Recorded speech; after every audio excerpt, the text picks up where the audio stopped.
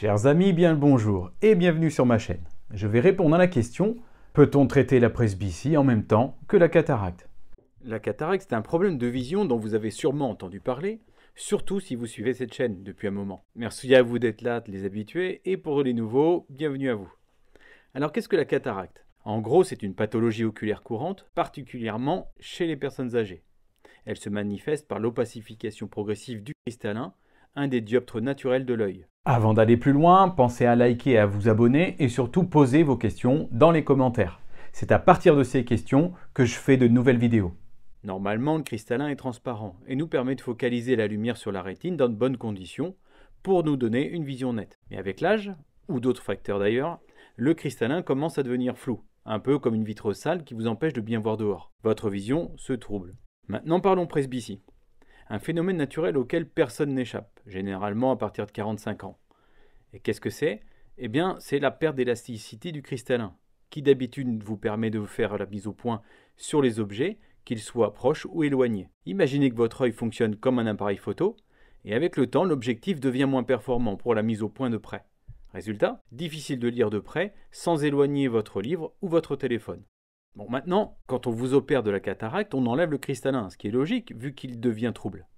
Et on le remplace par un implant intraoculaire qui, lui, est bien clair. Mais voilà le problème.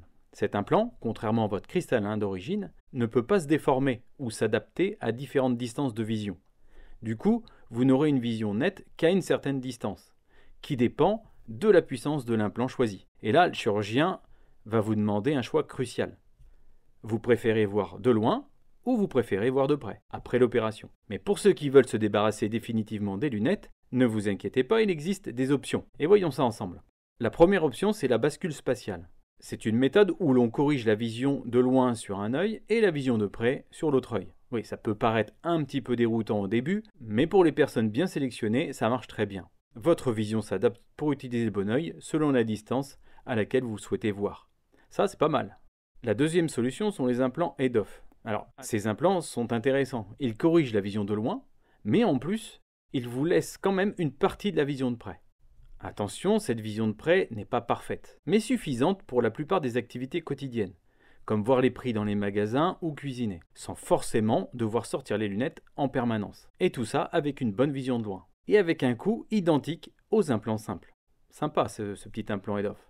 La troisième solution et la dernière sont les implants multifocaux. Ces implants permettent de corriger la vision de loin, de près et en intermédiaire. Mais attention, ils ont deux contreparties. D'abord, ils sont plus chers que les autres.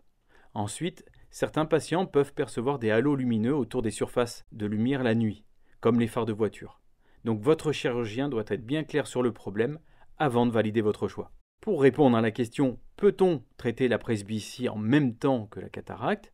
Oui, il est possible de se passer de lunettes après la chirurgie de la cataracte, en vision de loin comme en vision de près. Donc on traite bien la presbytie.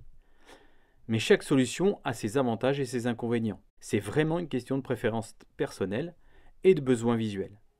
Quoi qu'il en soit, en cas d'inconfort sans lunettes, votre ophtalmologiste pourra vous proposer des lunettes pour pallier cet inconfort. Le moment est venu de vous dire merci d'avoir passé ce moment avec moi.